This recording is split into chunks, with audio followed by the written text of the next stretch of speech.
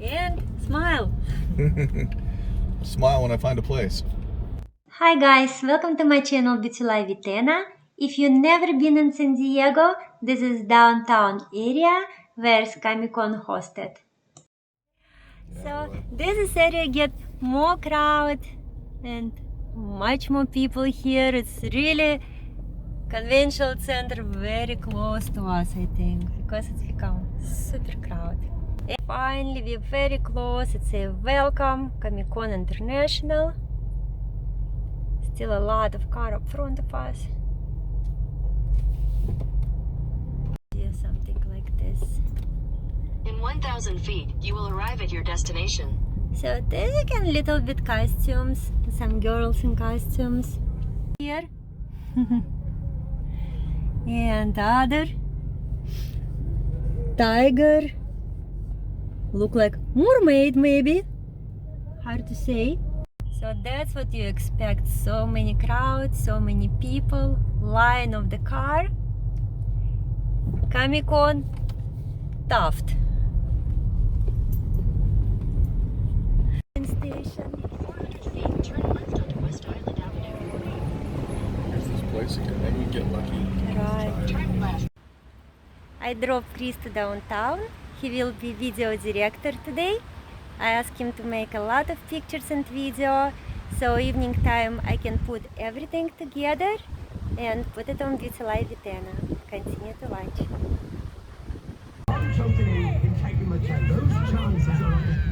The first displays that I saw were actually across the street from Comic-Con. There were these sand castles built to promote the Audible Books version of the DC comic, The Sandman. They were letting people take pictures with them, but asked not to touch because 5 people took 2 days to build them.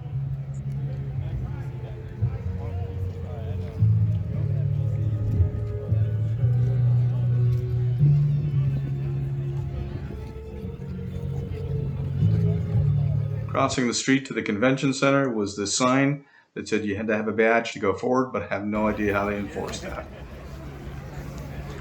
First step was to prove that you were COVID-free either by showing a vaccination card or proof of a recent negative test. This was the checkpoint at the Marriott, and the lines went pretty fast. They had a lot of people to help. Finally heading towards the show, and here we are in the convention floor with all of the hundreds and hundreds of vendor booths. First check-in was to get a bag that they gave to everybody. Here's one person carrying it. These were all over the floor room, and also a lanyard for the badge. It seemed everywhere you turned there were comic books, figurines, t-shirts, anything you could think of related to comics. It seemed about 10% of the people were there in costume. It's always fun to see the real enthusiasts that get into it. And you notice everybody's wearing a mask. This was one of the requirements of living in COVID. Some people were able to incorporate that into their costumes, which was pretty cool. Hi. And here we have more comic books, and we're about to see some nice figurines. There were so many independent comic book makers there, just promoting their wares. And I'm not familiar with all of the hundreds of authors there, but it was pretty interesting to see all of the really talented art.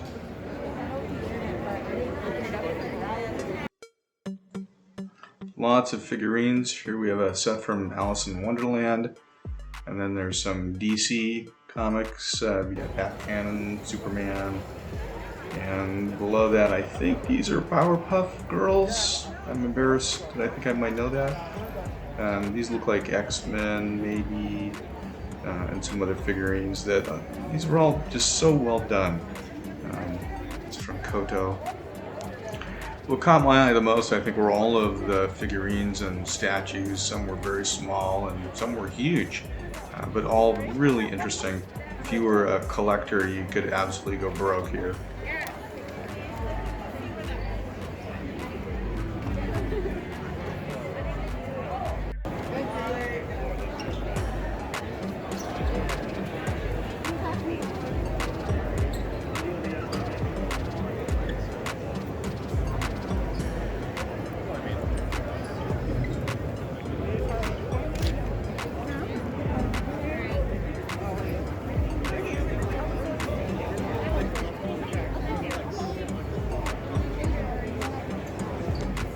do like Doctor Who, and so the Dalek here caught my eye along with the K9 figure.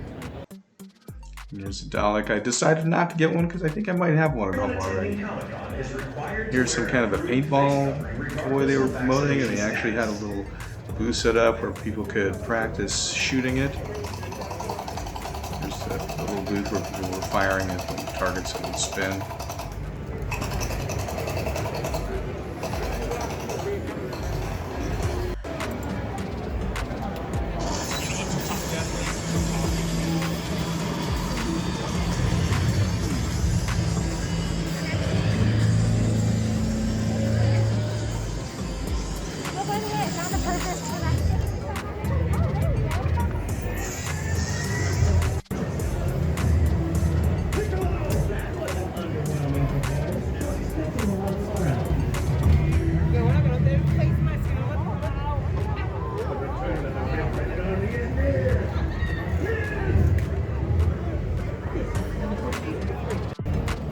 Here was an Ozzy Osbourne display that had skateboards, and you see the cars there, comics. They even had a figurine of the album cover for Blizzard of Oz.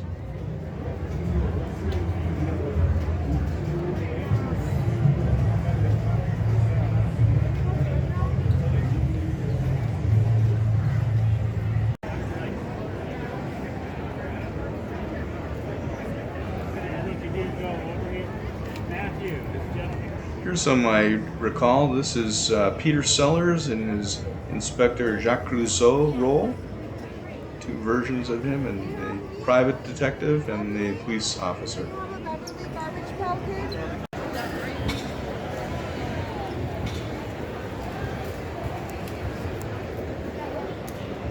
Had a lot of nice artwork in this booth, all inspired by not just comic books, but they had some Disney here, and they had some Star Trek inside, some nice autograph sketches of Shatner and I think Leonard Nimoy.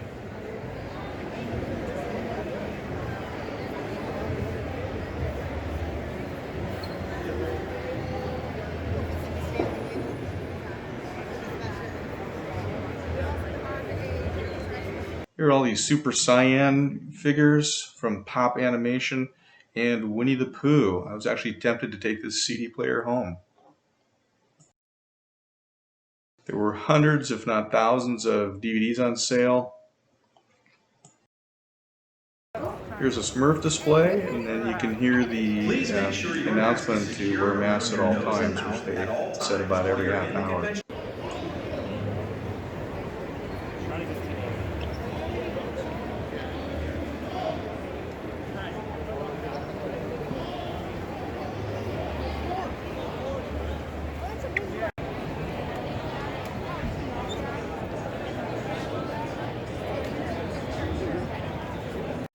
I was surprised to see NASA had a booth there. They were promoting trips to Mars with informative displays and some games.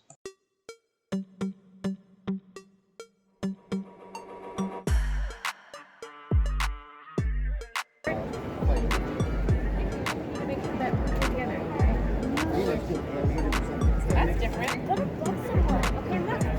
Wait, return, right? You were right behind me,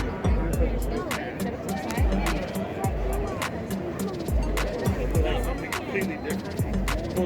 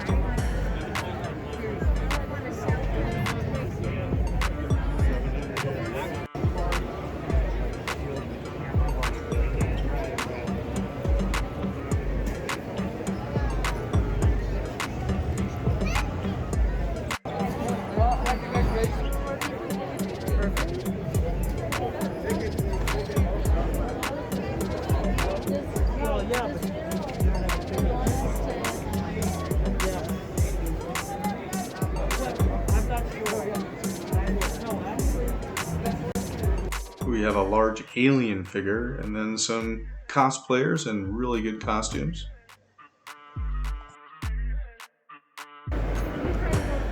Here are cookbooks that are related to movies and TV shows. I found that really interesting. And here we have Matthew Modine from Stranger Things. He played Papa in an autograph session. Here are cosplayers for Thor, Grogu, and Black Widow, and the Stormtrooper. Here's Mark Hamill as Luke Skywalker.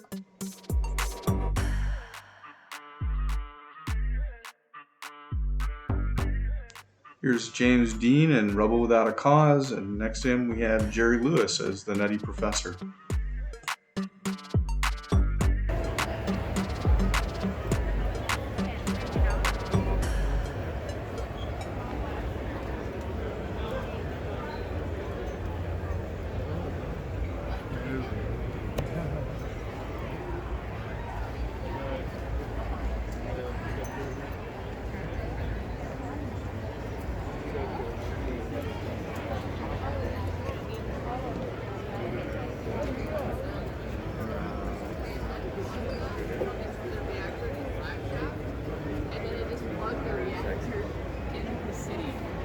And they you know they have modern stuff that are atomic reactors. They power like Moscow.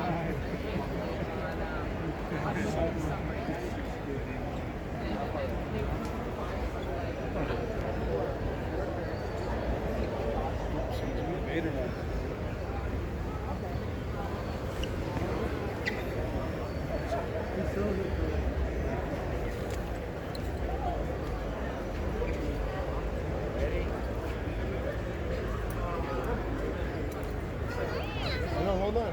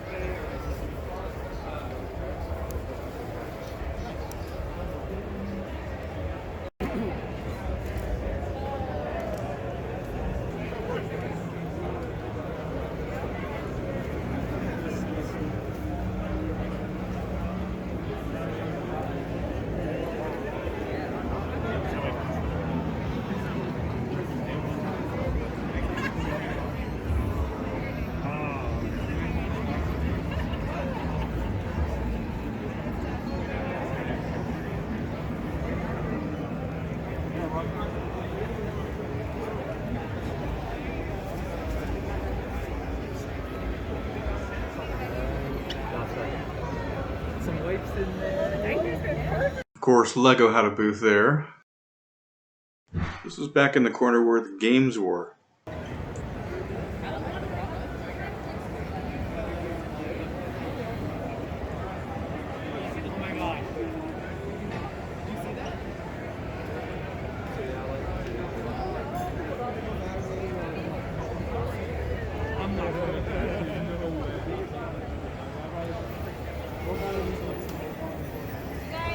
Share that on social media. We'll give you a keychain. The directions are right here, okay?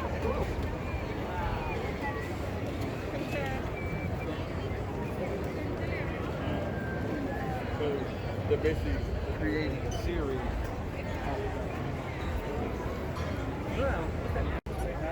This booth is for your pets. They had all kinds of comic-inspired leashes and collars and toys.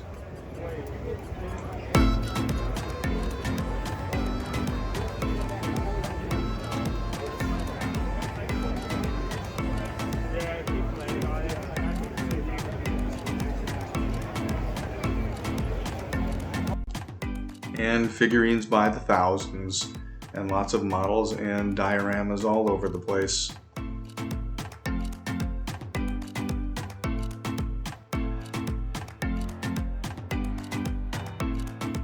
This is a shot down the hall. It's hard to get a feel for how big the place actually is because you can't see very far. This life-size statue is very impressive. If you're a collector with deep pockets, here's Batman #1 for $500,000. Or you can get another Batman for a mere $60,000. I was surprised these unopened VHS movies went for as much as $50,000. After 3 hours on the floor, I had had enough and started to head home. One thing I regret is I didn't pay enough attention to the fact that Comic-Con is a comic conference and there were dozens of sessions going on all day long. I wish that I had attended some of those. Here's just on the way out and still lots of people in cosplay.